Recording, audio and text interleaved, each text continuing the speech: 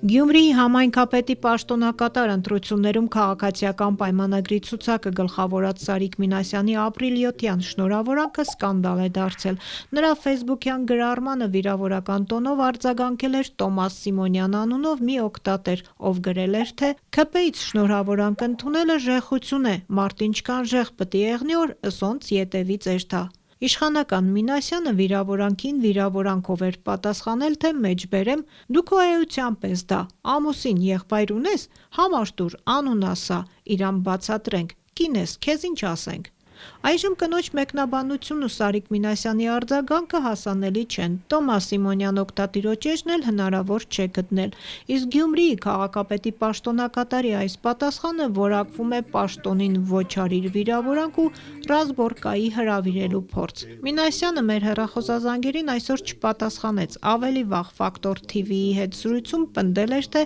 այսպես ասած Ռազբորկայի չի կանչել օգտատիրոջը կամ նրա հարազատներին, ամուսնու կամ եղբոր համարն է ուզել, որ բացատրի, թե «Ուզում եմ, որ բացատրեմ այդ շնորհավորանքը իրեն էլ կվերաբերվի, ինչպես հազարավոր մայրերի, քույրերի։ Ոչ ոք չի քննադատում, որ նա հազարավոր մայրերի ու քույրերի վիրավորել է այդ բառով։ Իսկ ես որ գրել եմ համար տուր, որ բացատրեմ, դա Ռազբորկա է, որ համարատար բացատրելու էի, որ մայրերին ու քույրերին չեն վիրավորում»։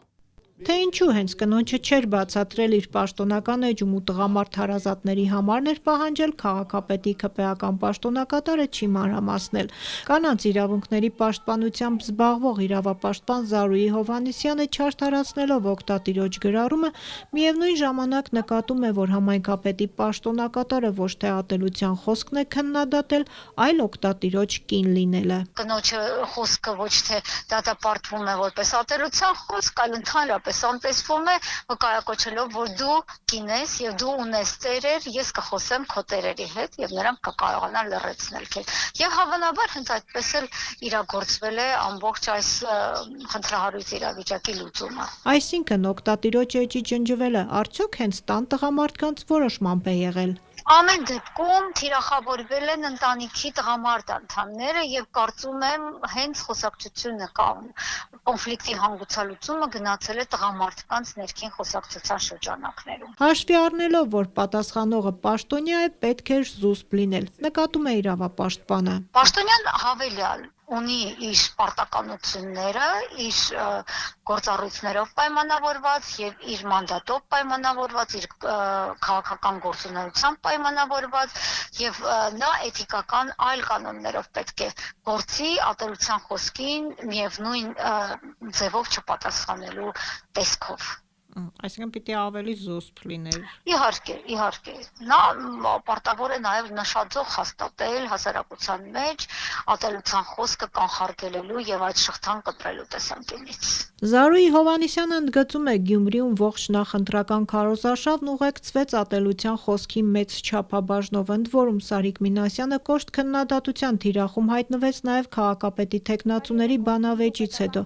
երբ դրա ընթացքում ասել էր, թե նախկին նախագահները Ռոբերտ Քոչարյանի ու Սերժ Սարգսյանի օրոք Լեռնային Ղարաբաղն այնքան վատ տեղ էր, որ գյումրեցիները գումարով իրենց երեխաներին ազատում էին ծառայությունից։